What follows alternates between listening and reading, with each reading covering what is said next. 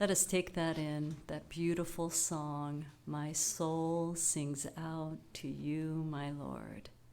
I invite you right here and right now to simply be in this moment, to just simply sit, close your eyes if you feel comfortable, or lower them, and feel the breath as we invoke right here and right now the presence, the awareness, the love, the light, the energy, frequency, and vibration of the Mother, Father, God Almighty, higher power, Blessed Mother, Buddha, Zen, Spirit, it matters not the name. Feel the breath. We give deep thanks for this pause moment, for this invocation, to be awake, aware, and engaged, to give deep thanks for our center, for the platform in which we're on right here and right now, for the technology, for all the support staff, for our speaker, for our participants, for our songbirds, for all that makes up our service, for ourselves and the sacred yes to be awake, aware, and engaged. For this and so much more we give thanks, and together we say, and so it is. At this time, I have a candle lighter, Claire. One of the most beautiful things, in addition to the many things we offer at the Alaska Center for Spiritual Living, is recognizing all paths. We're an interfaith gathering, a spiritual community, and in recognition of all teachers and all paths, we will be lighting candles. Our first candle is Tao, honoring the universal path of harmony and equilibrium, the natural way. Next is shamanic traditions, honoring the beliefs and practices of all indigenous people, the way of pristine spirituality. Next is Hinduism, honoring the path of knowledge, action, and devotion. Next is Judaism, honoring the ethical path of living by sacred law. Buddhism, following the Four Noble Truths and the path of compassion. Christianity, honoring the Christ consciousness as the path of love. Islam, honoring the path of submission to the will of God as the highest calling. New Thought, honoring the metaphysical path of mental healing through the practices of universal spiritual principles. Our final candle is the healing candle of love. I want to invite you right here and right now to simply lower your eyes or close them. Put your hand on your heart. Feel the beating of your heart. Feel the love. And in this stillness of this now moment, bring to awareness any person, place, thing, circumstance that you are healing right here and right now with love, as love, and in love. Breathe that in and release. Open your eyes. And now that all of our flames of faith are fully lit, we move into our spiritual service, recognizing and affirming all paths lead to God. Let us say together our purpose statement. Purpose: to awaken and inspire love and oneness. Our vision: we are an empowered, uplifting, inclusive community.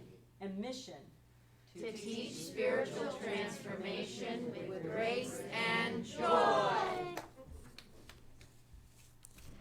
Our sacred reading today is from a publication that was produced in 1959. It's a book, A New Design for Living by our founder Ernest Holmes and Willis Kilmore.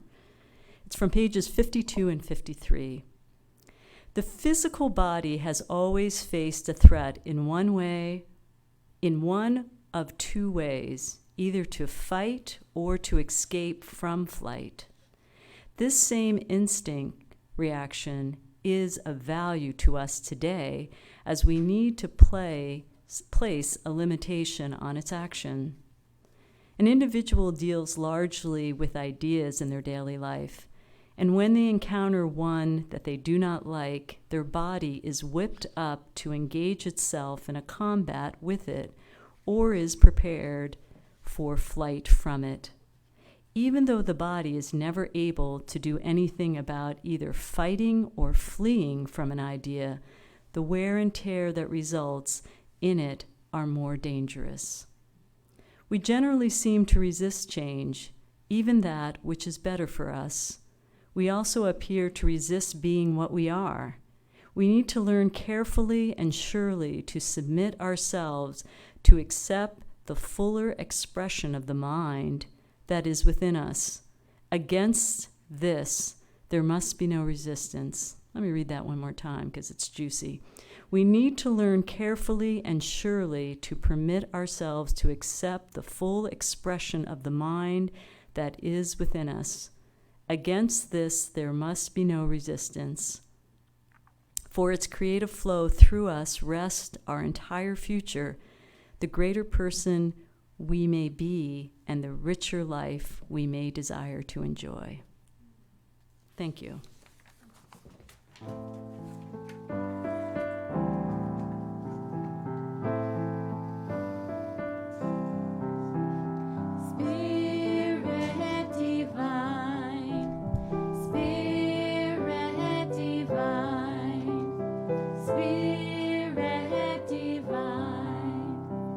I'm trusting Spirit to meet all my needs. I trust in Spirit, I always succeed. Energy flowing, the light brightly shines. Spirit divine. Sometimes I'm frightened and feeling confused. Then I remember that I'm being used and exalted by Spirit divine. Spirit divine. I'm open and willing and I'm filling up. The blessings I feel overflow in my cup, with gratitude pointing me to the one mind. Spirit divine. I trust in Spirit to meet all my needs. I trust in Spirit, I always succeed. Energy flowing, the light brightly shines. Spirit divine. Gratitude pointing me to the one mind. Spirit divine. Spirit divine. Spirit divine.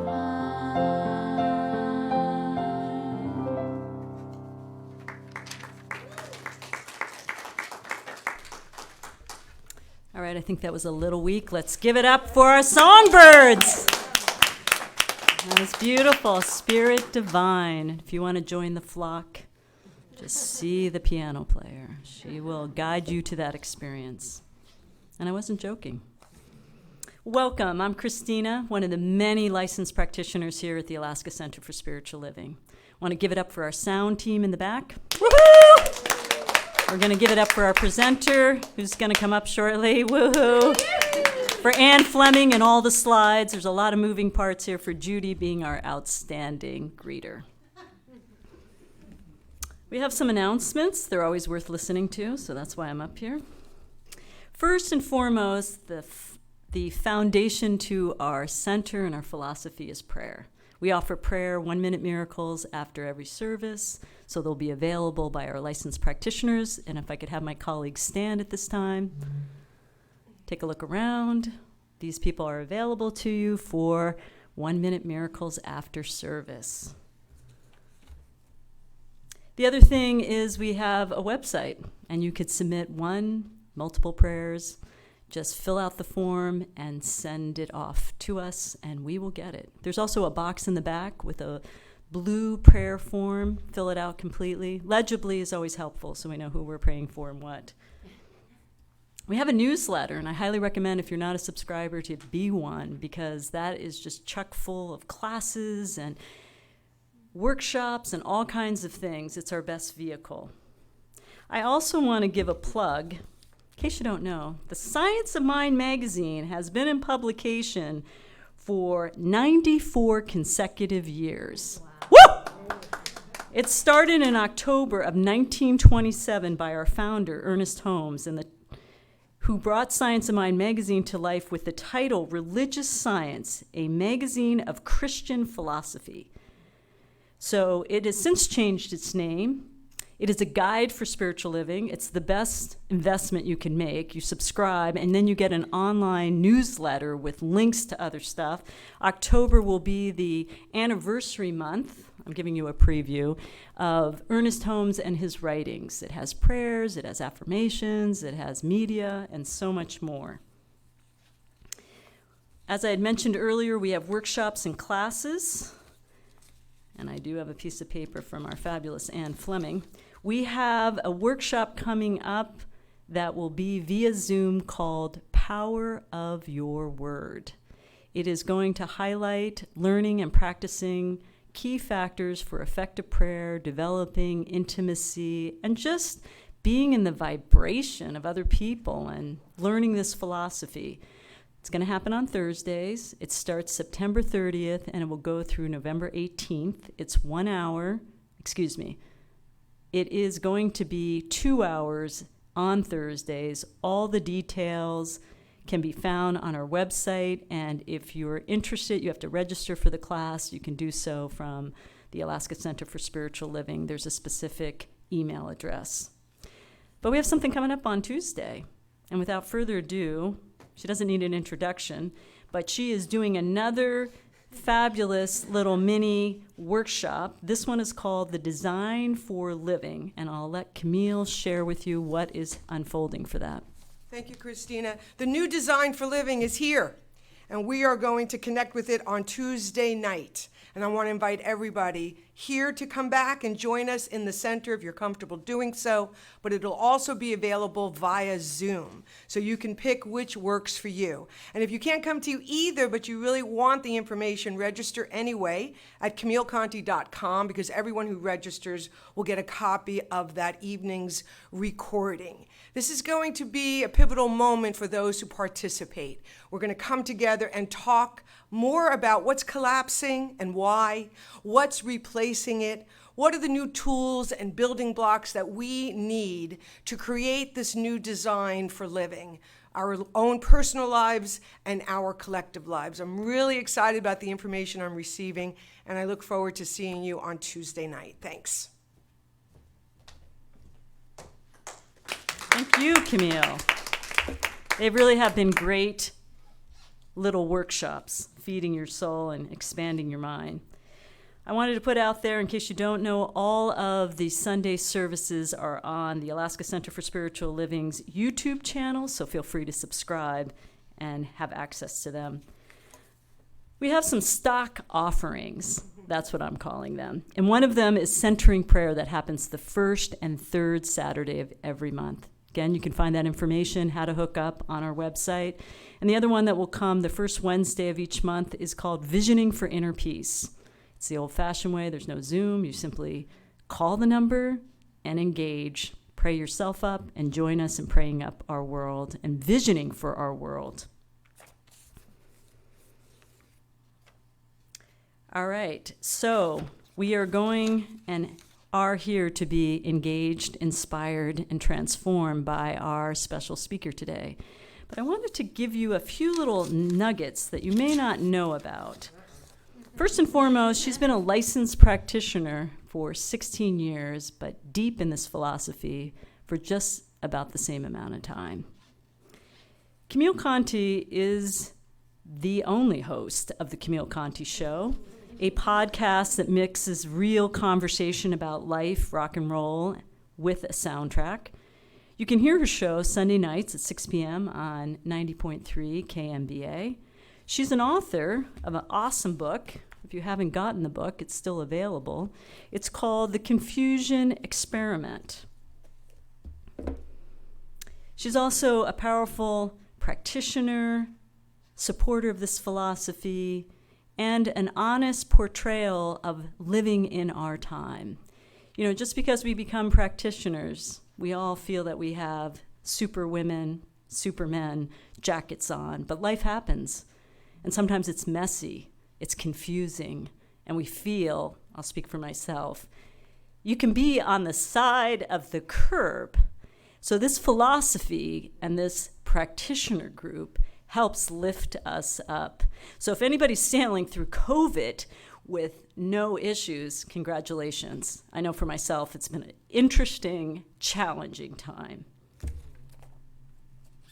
So I'm going to let us get back to some fantastic music, and then our speakers coming up. Thanks for your attention, your time, and remember to subscribe to our newsletter.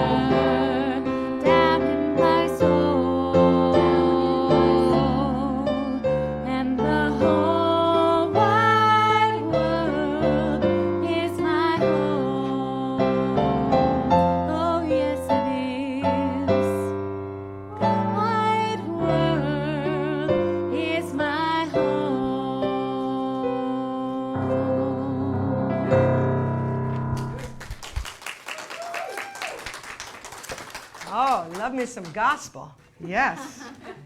Good morning, everyone. Good morning.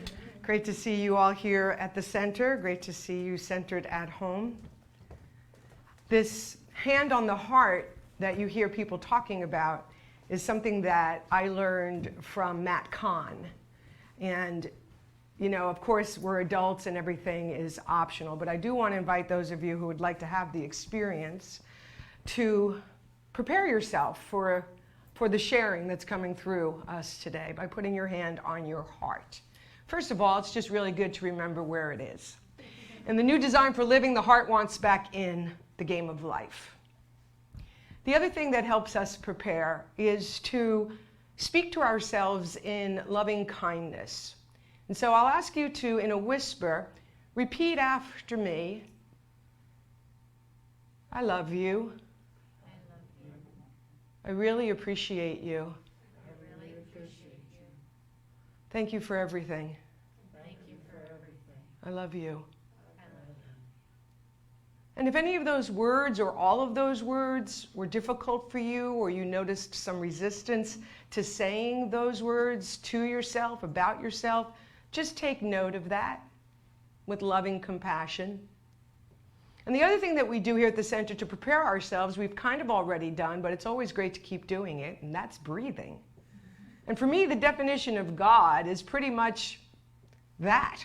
You've got the invisible presence, which is the breath, and then you've got the intelligence that is the breathing. So with your hands still on your heart, if you choose to, just take some mindful breaths.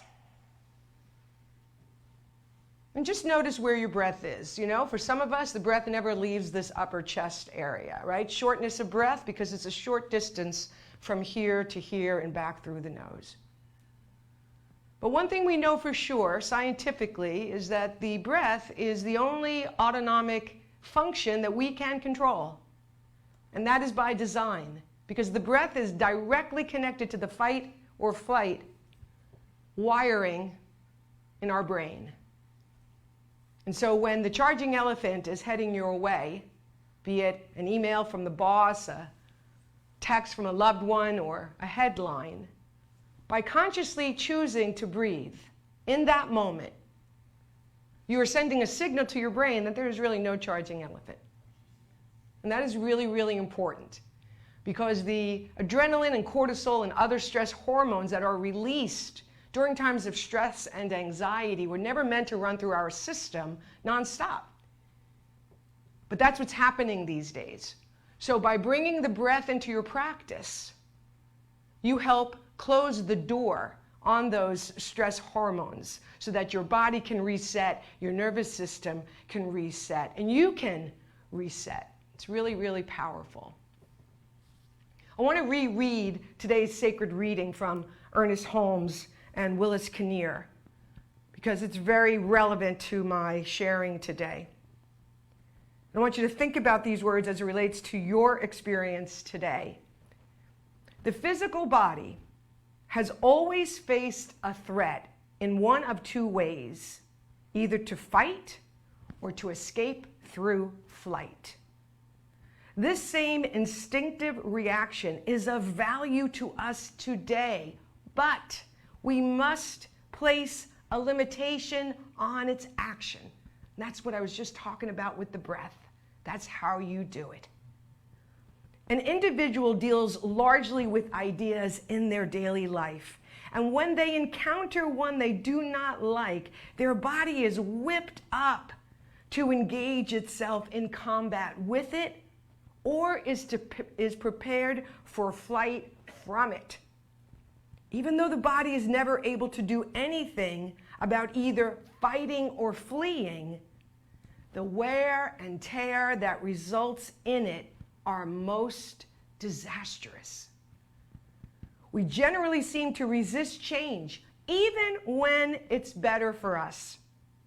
We also appear to resist being what we really are. And here at this center, in this philosophy, we have come to peel back the layers to realize that who we really are is a divine expression. We are made up of stardust. There is no separation between that thing we call God, higher power, whatever your word is, and who we are at the core of our being. We need to learn carefully and surely to permit ourselves to accept the fuller expression of the mind that is already within us. Against this, there must be no resistance. And yet, we all know that in moments, that's exactly what happens. We resist. For its creative flow through us rests our entire future. Not a part of our future, the entire future. The greater person we may become, and the richer life we deserve to enjoy. I mean, that's so meaty, I could just say thanks for listening and have a seat. But I do want to talk a little bit about today's topic. My talk is entitled, "The Shift Has Hit the Fan." I know, that's a good title. It's also true. The shift has hit the fan. And another way of saying that is change, massive change, has been, continues to be imposed upon us, right? That's another way of saying that. And in my Ready for Change class, we do the deep dive into change that is imposed upon us versus change that we initiate. Two very different things, two very different experiences. When we initiate change, we tend to feel empowered. All right, let's take an example. You want a new job. And so you create your resume, you apply for jobs, you have your interview, and you get a new job. And the uncertainty that's related to that new experience is accepted by you because you've initiated the change, and you know that with anything new, there's going to be uncertainty. And that's even maybe one of the reasons why you're looking for a new job, right? You're ready for something fresh, the thrill of not knowing. You feel empowered. You are the creator of your experience.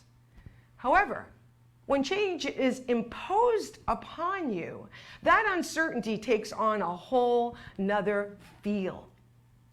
Because you're not creating the change, because it's being imposed upon you from an outside source, the uncertainty tends to feel more fearful. There tends to be more anxiety around the uncertainty because you didn't activate it.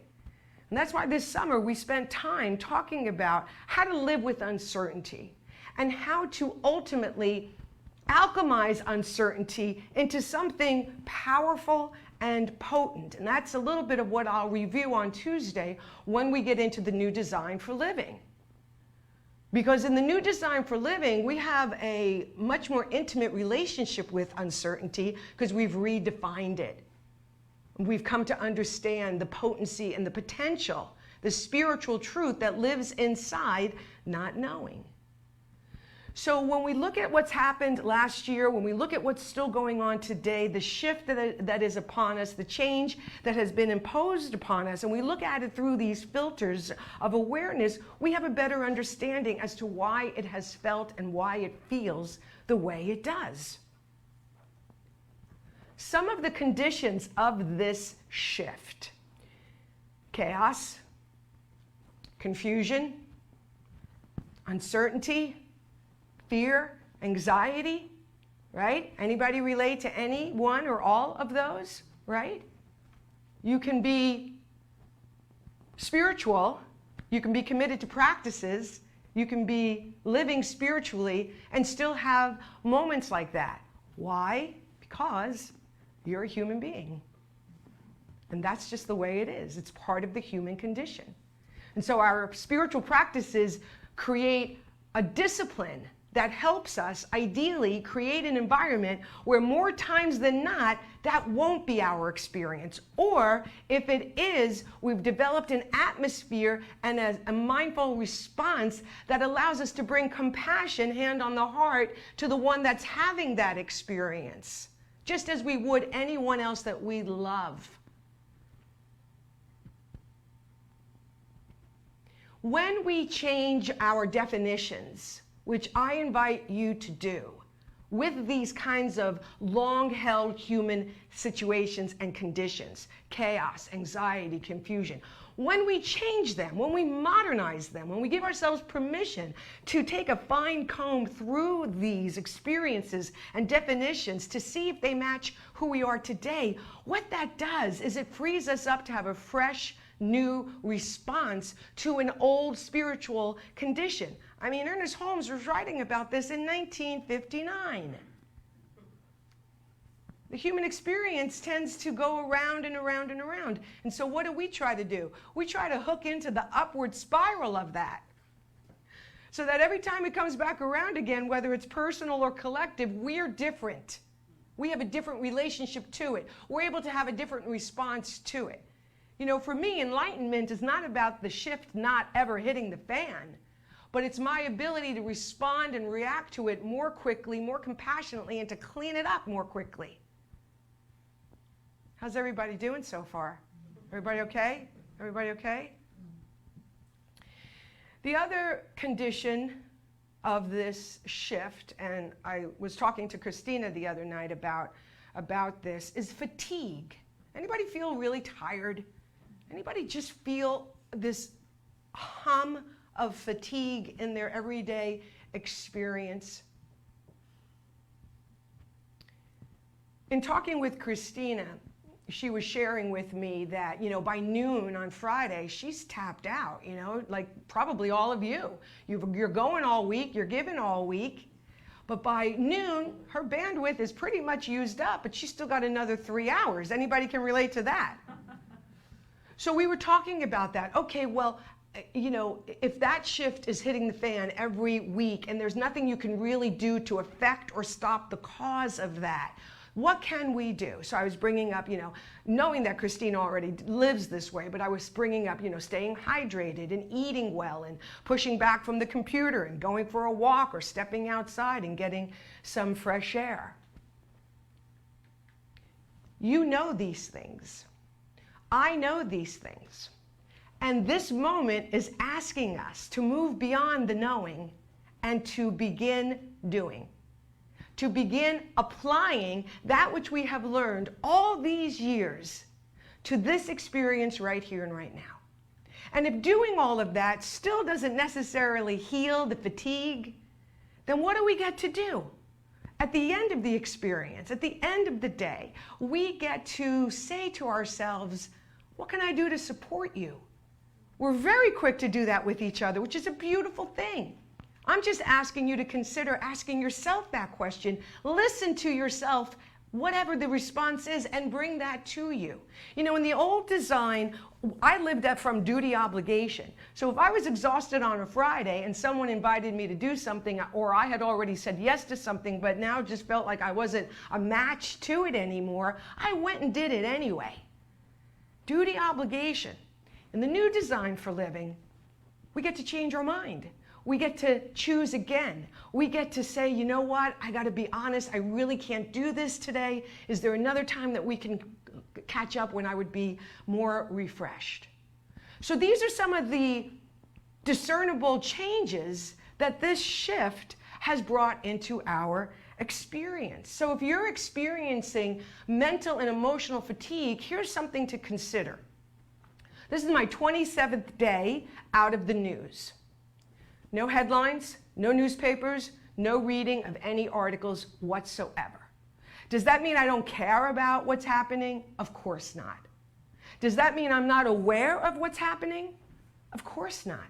But what it does mean is that I have come to a place in my life where I know my heart. I know my heart's sensitivity. I know how much I can take before it starts to affect me in an adverse way. And that is exactly what Ernest talks about here when he says the wear and tear that results in it are most disastrous. In my Italian upbringing, worry was a value. That's how you knew someone loved you and cared about you. And when I got into this philosophy and I started to change that, and I started to worry less, my family actually thought I didn't care. And it took me a while to understand why were they thinking that way, but now I understand that I have the same value, but how I express it and how I live it can be so different from another's that it could look like we're not in agreement with that value. But that's not necessarily true. All I know is that if you roll around in the mud, you're going to be covered in mud. So if you're going to roll around in the headlines and the news or whatever it is that is activating and amplifying the fear and the anxiousness and the stress and the uncertainty that we're already dealing with, you will be covered in that.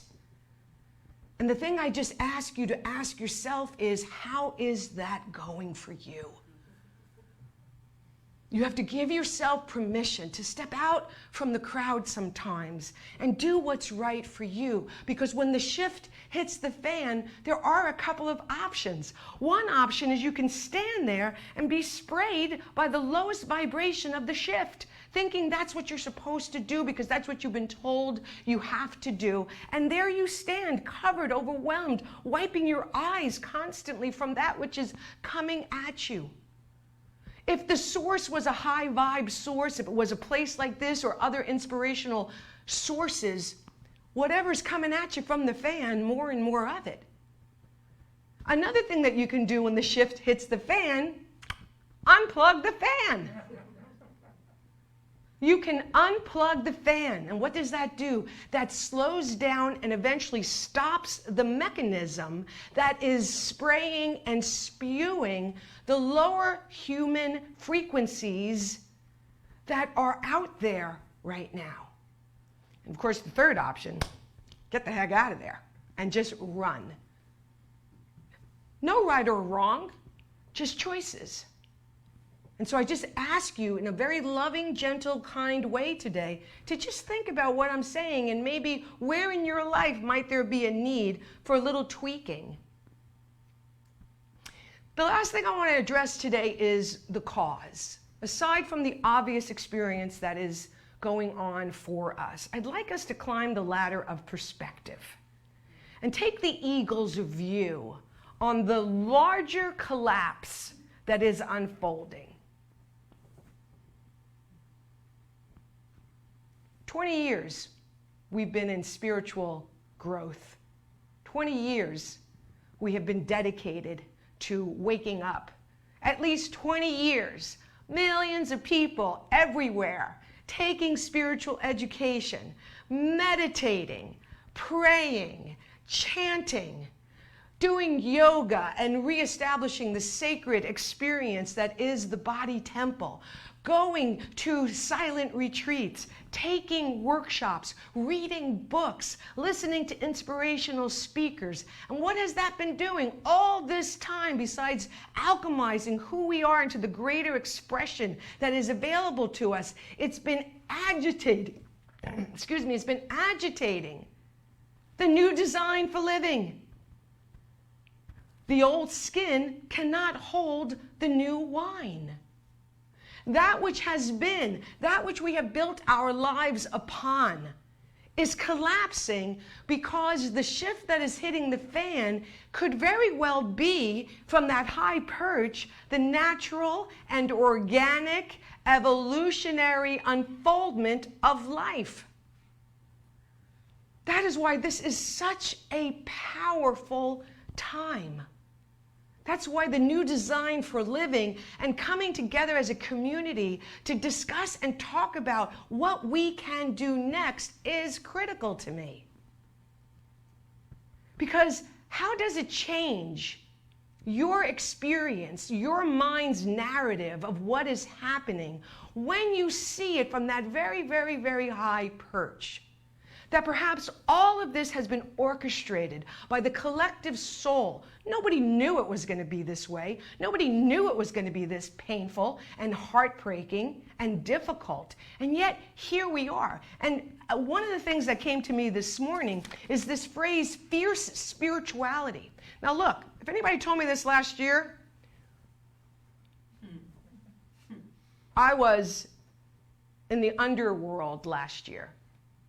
I was in a very, very, very, very dark place.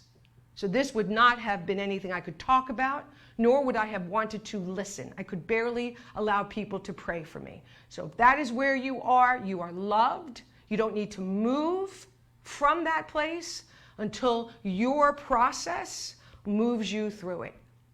I would ask, though, that you consider letting at least one person know what's going on for you, as I did with Christina, so that that person, while you're in the underworld, being dragged down by death or grief or loss or uncertainty or whatever's happening, that somebody, while you're underneath here, is walking alongside you on the upper realms, on the upper ground, waiting for you to see that light at the end of the tunnel. It is there, waiting for you to see that flicker of hope that is a sign that you're about to exit the dark underworld and return to the world of light. So I'm very sensitive that this may not be anything you can do anything with, but just listening to this is activating something deep within you, and that's enough. But I was thinking about this. We've been practicing our whole lives for this. Here at this center, I mean, what are we celebrating? 40 years or something like that?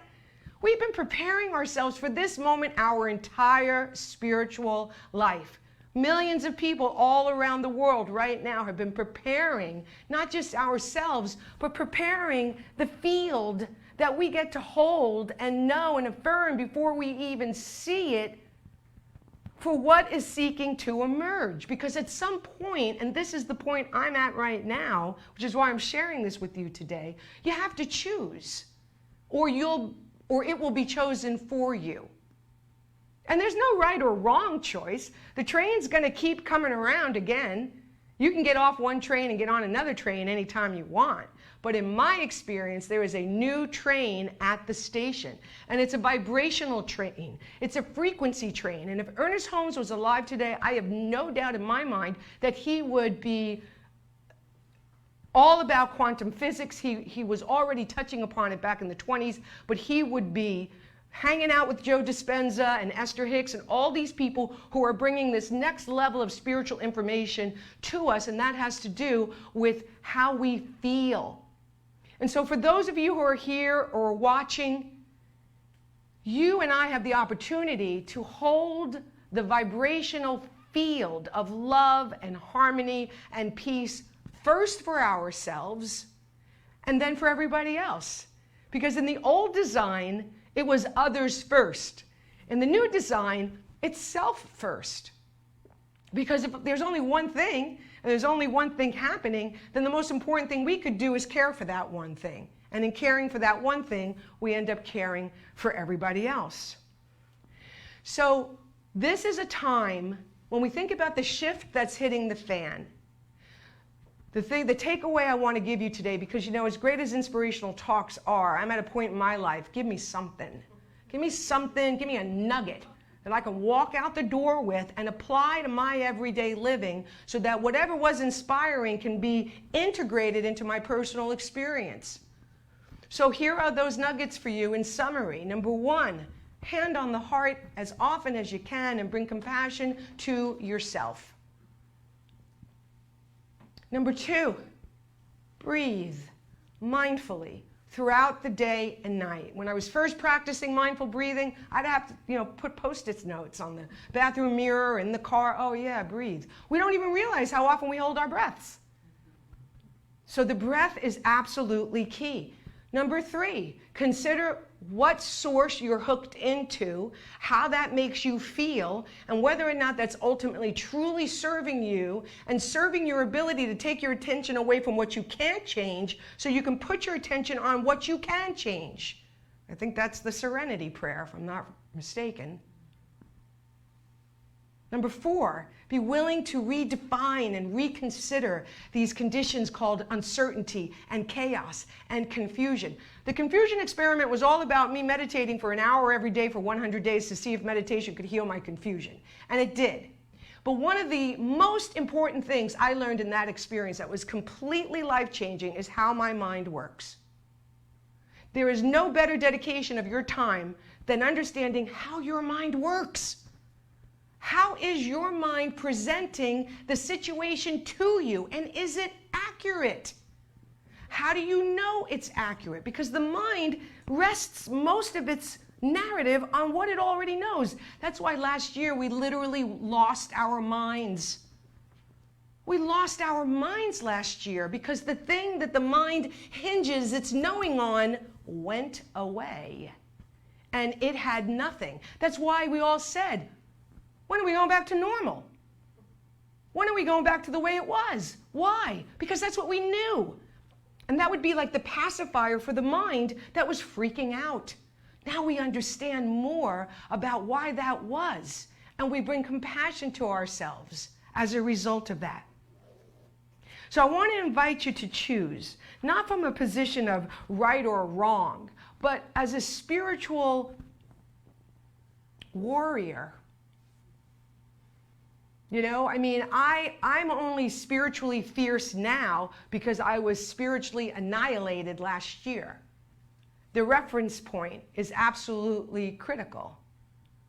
So I speak from that place of understanding that you may not be able to be any of these things, and you're still loved. And wherever you are, it's still enough. But I want to encourage you today as I close to consider the following. What would it be like if you defined the shift that's hitting the fan? Instead of being a part of outside sources that are telling you what to think and how to think, what if you turned back to these philosophies and these principles that are spiritually based and had a few moments to consider how you want to define what's happening? What if you decided to define your own narrative instead of perhaps saying what others are saying or repeating what you're watching and taking in? What if you spent some time and got really, really clear about how you want to talk about your experience in this moment of massive change and transformation? What if you spent a moment and said, you know what, I'm a part of a spiritual philosophy that believes in oneness, so I need to really take a fine-tooth comb through every area of my life and see where I may be in separation with people, either in the privacy of my own thoughts, the center of my heart, or in the words I speak to them or about them. Because in order to really respond from a higher place, in order to take this idea of spiritually living and really turn it into what it is today, we have to mindfully choose. We have to choose love over fear. It's a choice. It's a discipline. It's a practice. Listen, I wish just like Starbucks, I could give my order, go around the corner and pick it up and it's complete. But in my experience, it takes a little bit longer to strengthen the muscle and to remove myself from the momentum and the tide of the collective experience. So I want to invite you to choose love over hate. I want to invite you to choose oneness over separation. I want to invite you to choose peace over fear. I want to invite you to take a look at where it is that you're feeding. From what well are you feeding from? Because for those of us who are not being knocked down by this experience, or for those of us who are having smaller knockdowns than others, we have an opportunity to strengthen that by coming together on days like today, by coming together on Tuesday night, by taking the classes that are being offered so that we can strengthen the web that we are, not just for ourselves and our family and our community, but for humanity. That's how big this moment is. This is a massive paradigm shift that we're in. And in the horror of it, there is light. In the darkness of it, there is a new design for living that is here to reveal itself to us. In 1998, this organization issued the Global Heart Vision. 1998. That was part of one of those agitators in the collective soup. A world that works for everyone. That's our phrase. A world in which everyone is seen, everyone is heard, everyone is welcomed, everyone is loved. How well are we doing that? Again, not judgment and shame, not guilt, but simply as a process of assessment so as to tweak and autocorrect so that you and I are more congruent and more in alignment with that thing within us that is seeking our attention and needs more room to emerge.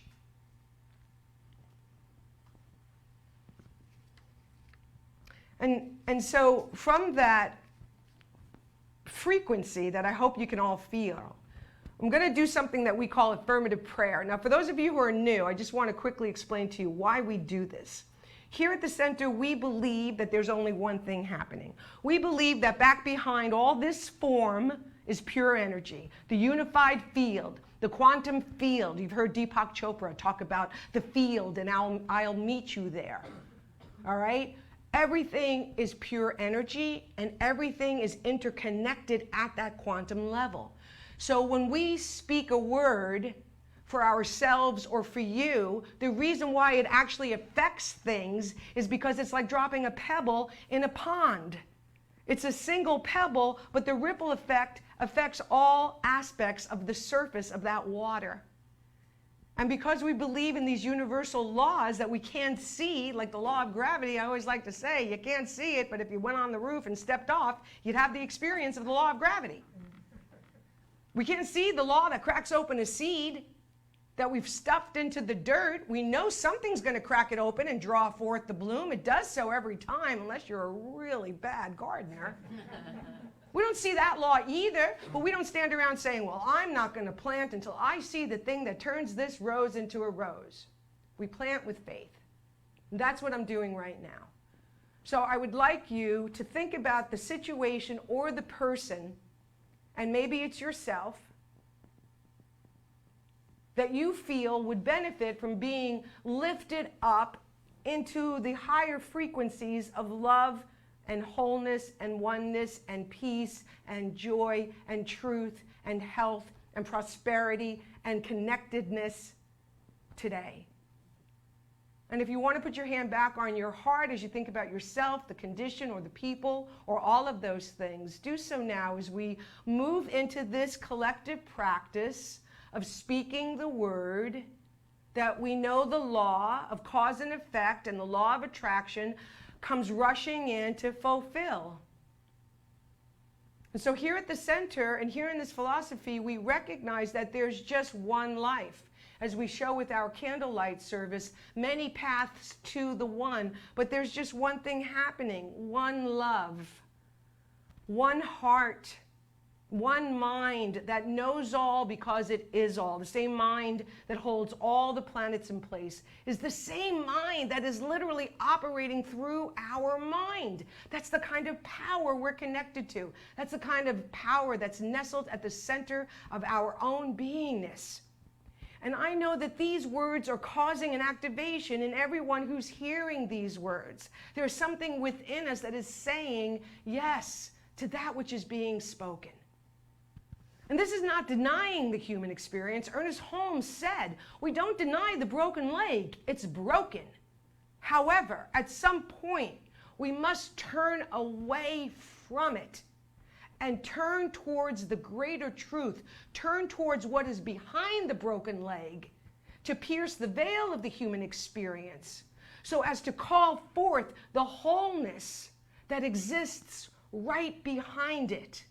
And that is what I am doing today. So for all of us who are here and for all of those whom we hold in our hearts who are dealing with real life human conditions and situations today, be it health, be it wealth, be it relationships, be it self-love, be it concern for the world and what is happening, be it concern for Mother Earth. We gather all of that up and we place it on the altar to be altered today by our collective love and our collective belief that something that we cannot see does indeed work upon our thoughts, how we feel, and the word that represents both. And so for all of us today, I declare that there has been a nugget that has emerged from this sharing, that each one of us can take and apply to our everyday living, something that helps us feel better than the conditions and the situations that we are in dictate. Giving ourselves permission to smile, giving ourselves permission to feel the joy, even if for a moment. Giving ourselves permission to honor our body temple in this spectacularly glorious day today. Giving ourselves permission to push away from the external narrative and turn towards the one that is seeking our attention within ourselves. To call forth that inner divinity that has been nestled at the center of our own beingness that is simply waiting for our recognition of it. It will never force itself upon us. It sits and waits, and as we call it forth, as we're doing right now, it joyfully responds with a resounding yes. Let us all say yes. Yes. To life, to love, to the thing itself, to this spiritual community and this philosophy, and most importantly, to ourselves and to each other. And now, like any good farmer, I release the seed into the soil and I let it be, knowing that something does and must crack open that seed and draw forth the bloom. Not tomorrow, not next week, not next year, but right here and right now it is happening because it is already done. We accept this truth, we welcome it, We anticipate it. We know that anticipation in and of itself is a law of attraction. What are we anticipating? We're anticipating good and more good for ourselves and everyone that we know. And we anchor this truth together by saying, and so it is. And so it is.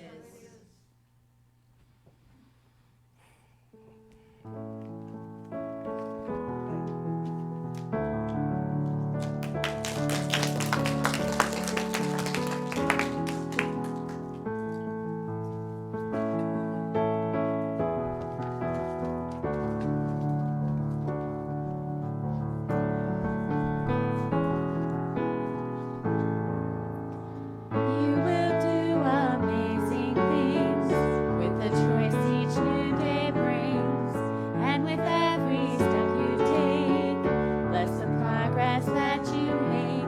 Reason you live is found in every gift you give. Love your life, love your dreams. You will do amazing things. Amazing.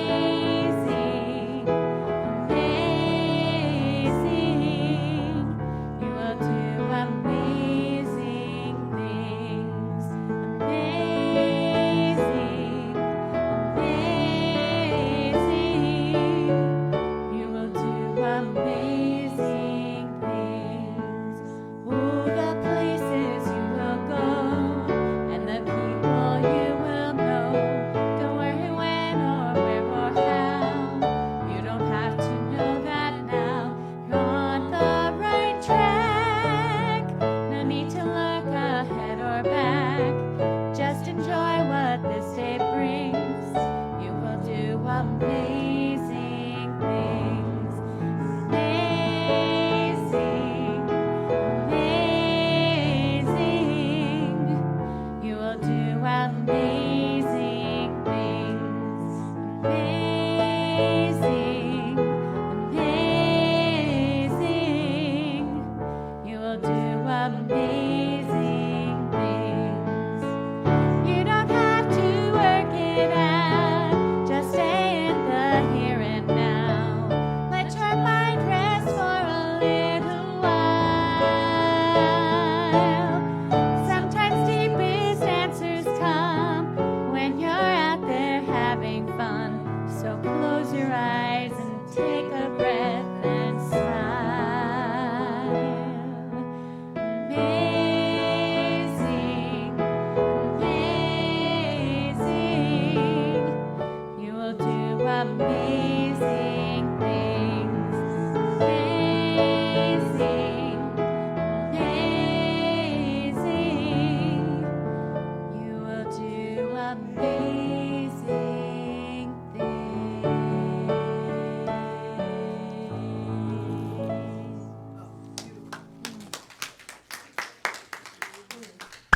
Yes, you are doing amazing things simply by being here and being there. So another law that we have learned about here is the law of circulation. And one of the ways that we practice the law of circulation, also the law of reciprocity, what comes around goes around, what you sow, you receive, is through the sharing of financial gifts. And so if you're unable to do that today, I would like to invite you to share the currency of love, because that is a power in and of itself. If you are in a position to give financially, or like myself, auto-tithe every month, thank you. And this is the affirmation we like to say when we have this time in our service.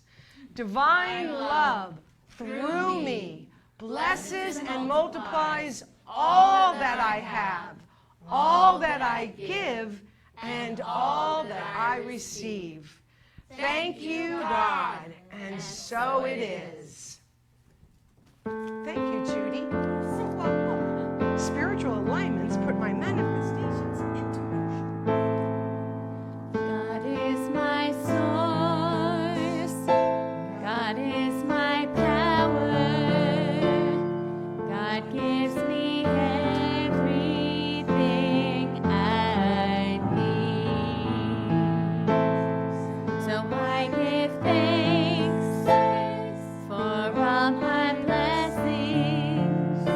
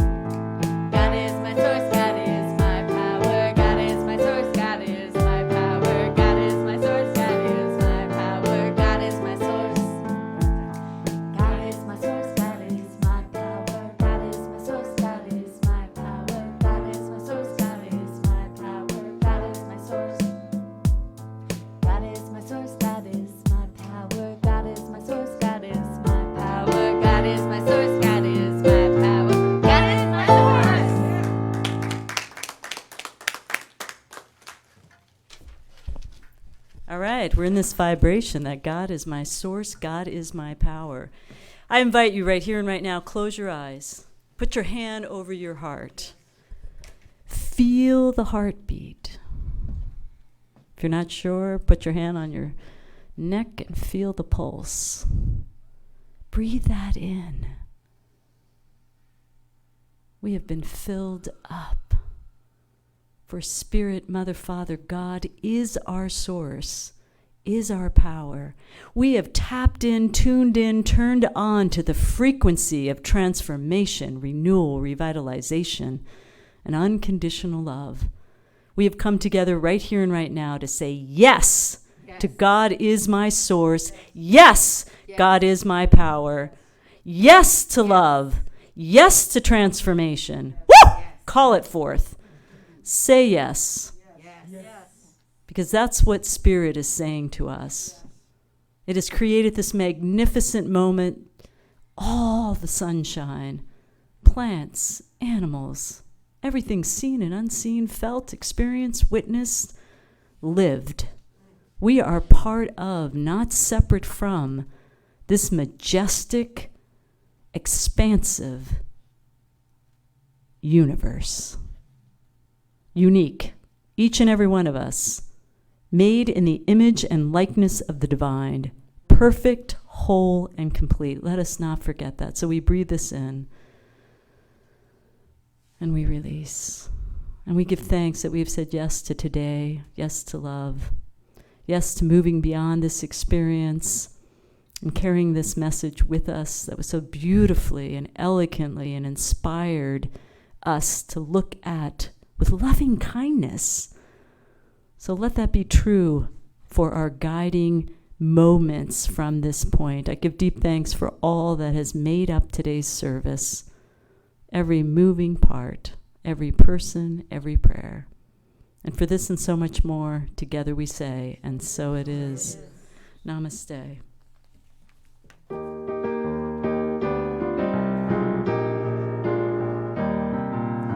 Shine your light, shine your light.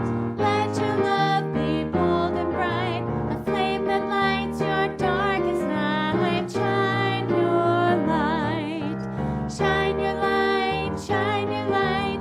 Let your love be bold and bright. A flame that lights your darkest night. Shine your light. A flame that lights your darkest night. Shine